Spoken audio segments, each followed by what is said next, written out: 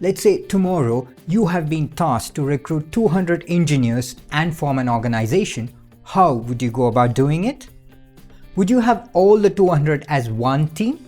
Or would you split them into 20 teams of 10 members each because somewhere you have heard about Dunbar number? Watch this video to know how to go about.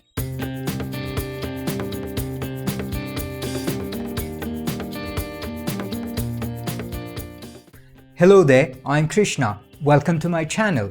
If you haven't subscribed to my channel yet, please do so. And do stay on to the end of this video to understand the different frameworks that you can use to set up an organization. And even if you don't need to set up an organization, stick on as this knowledge will help you leverage your position.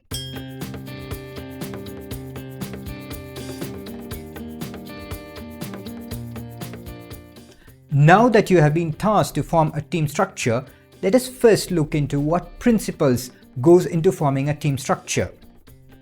The first thing that you need to ensure is the teams that you form are cohesive. That's a fancy term to say group related things together. The second thing that you need to take care of is the teams should have loose coupling. What that means is you don't want every team member having to talk to every other team member. So there should be clear boundaries between the teams. The third thing that you need to consider is the cognitive load on the team. Now consider the cognitive load as the RAM of the team.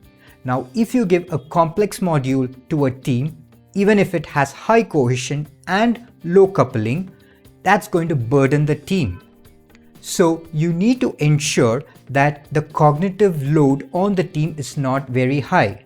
Otherwise, that team may become the bottleneck team or may not be able to handle the work.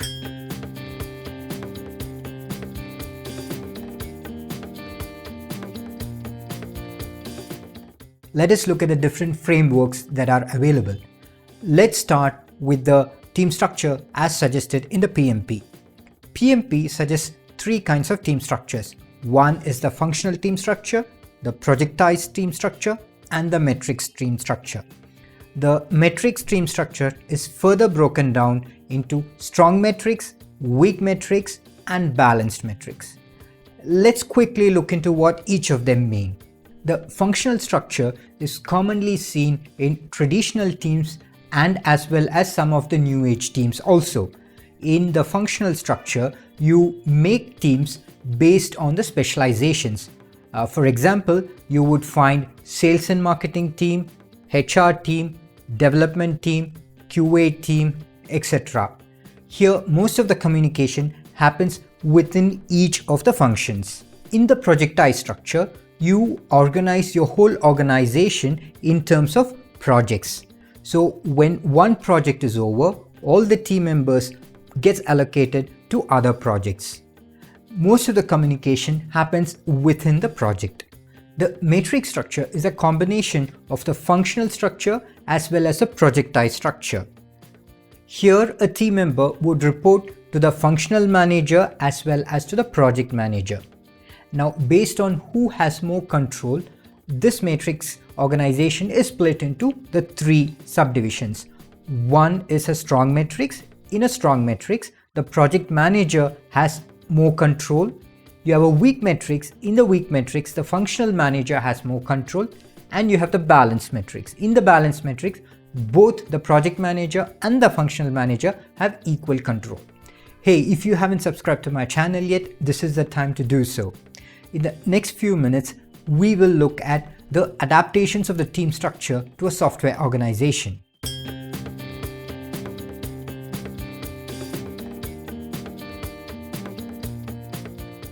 Now, coming to the software world, a lot of research has been done between the organization structure and its influence on the software. As per Conway's law, the organization structure will influence the architecture. What this means is, when you form teams, you would find the teams defining the design and the software boundaries around their team structure. So rather than coming up with the optimal architecture, you would find that the teams would be making the design and the architecture to fit the team structures. So Conway advises that you need to first define the architecture of the product and then form the teams.